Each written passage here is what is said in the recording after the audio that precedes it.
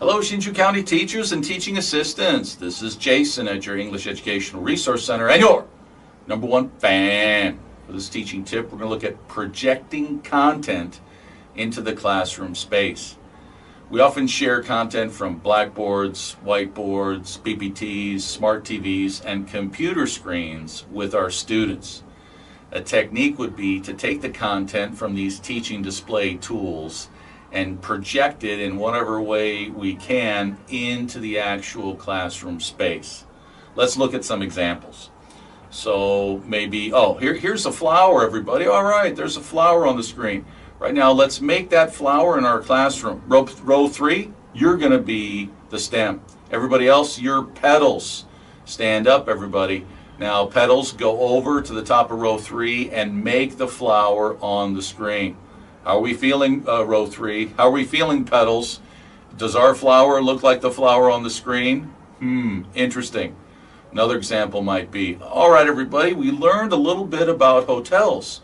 Now we've got a picture of a hotel room. Everybody stand up and tell 2 classmates 2 things you like about this hotel room on the screen.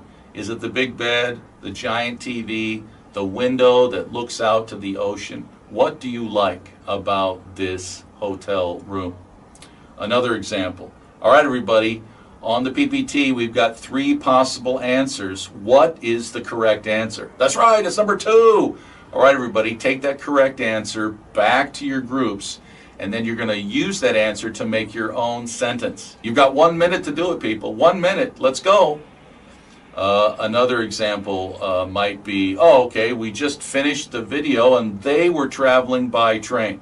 And now we are on the same train, everybody, and they went to the dining car. And that was a pretty interesting dining car. It had lots of food. So what I want you to do is to stand up and tell 3 classmates 3 things that you would eat from that dining car, okay? So mingle around and tell each other, what would you eat on that dining car? Because, hey, right now we're all on the train too. So what are we going to eat on the dining car? What 3 things would we eat? What do you think was yummy and why?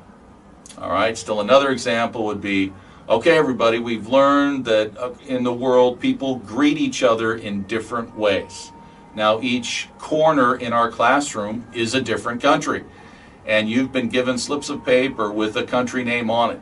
So you're going to use your slip, you're going to go to the corner that matches your country name, and then everybody in that corner, you're going to greet each other like you live in that country. All right, I want you to do that right now. All right, fantastic job, everybody.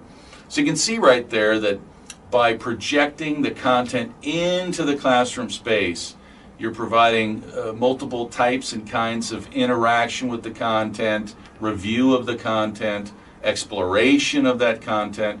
You're also, having community building between students, and it's just plain fun.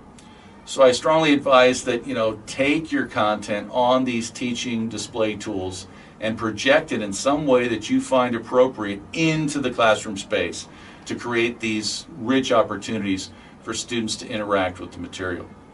Well, that's all I've got for this teaching tip. I want to thank you for your time and attention. Remember, what you do matters, and you are super every day and in every way. Until the next teaching tip, take care and have fun in your classrooms. This teaching tip was brought to you by the EERC of Hsinchu County.